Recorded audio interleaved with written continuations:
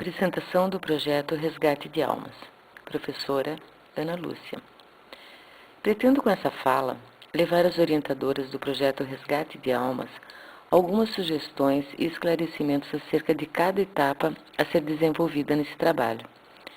O projeto Resgate de Almas tem como objetivo principal levar a poesia para os alunos e fazer dessa uma parte prazerosa do cotidiano escolar.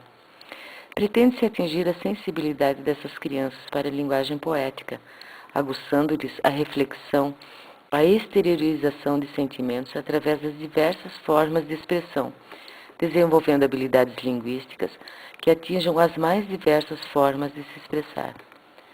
Dessa forma, acredita-se que passarão a se conhecerem melhor, sob muitos aspectos, a se aceitarem e, consequentemente, serão mais felizes. De que maneira pensamos em atingir os objetivos do projeto no decorrer de sua realização? Estando os alunos de posse com o livro, sugere-se que o professor faça uma discussão oral com os alunos em sala de aula, para ir conhecendo o livro, explorando cada poesia, manuseando, olhando, vendo, sem grandes compromissos nesse momento. Importante sempre deixar liberdade de expressão para que o aluno fale tudo o que ele vê, tudo o que ele sente, tudo o que ele leu, deixar bastante espaço para que eles sintam a liberdade de fazer isso. Depois disso, seria importante se escolher de forma aleatória algum poema para identificar os sentidos de alguns versos, seguindo uma interpretação totalmente pessoal. Aquela interpretação do aluno, de que maneira que ele percebe o que está escrito, de que maneira que ele sente as palavras.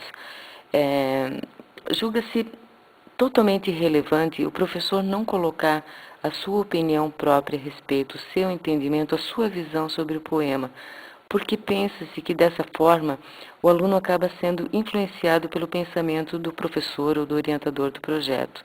É importante que se dê liberdade dele pensar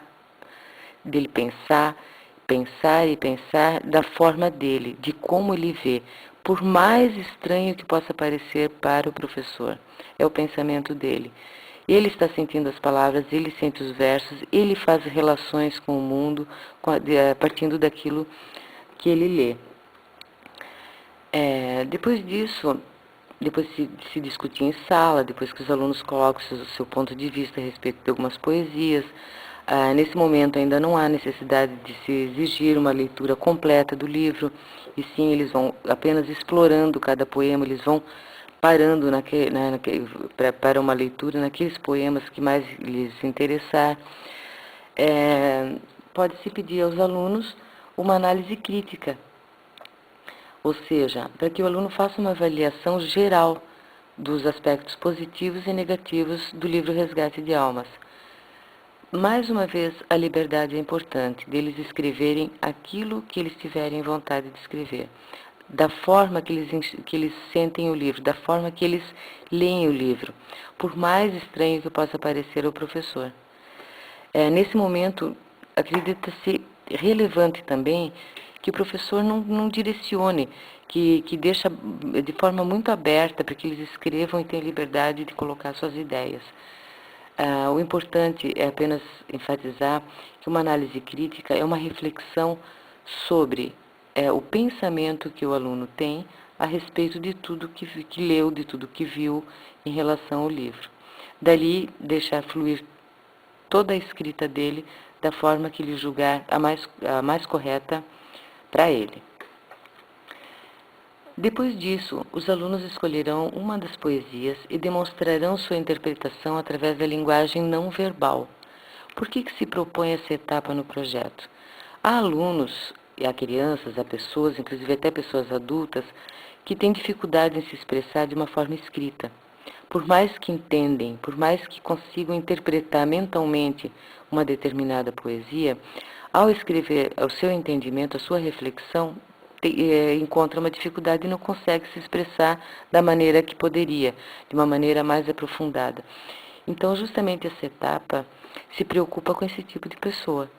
Então, ele terá, partindo da leitura dele, fazer uma representação mental do significado, do sentido do que ele está lendo e trazer essa representação mental para o papel.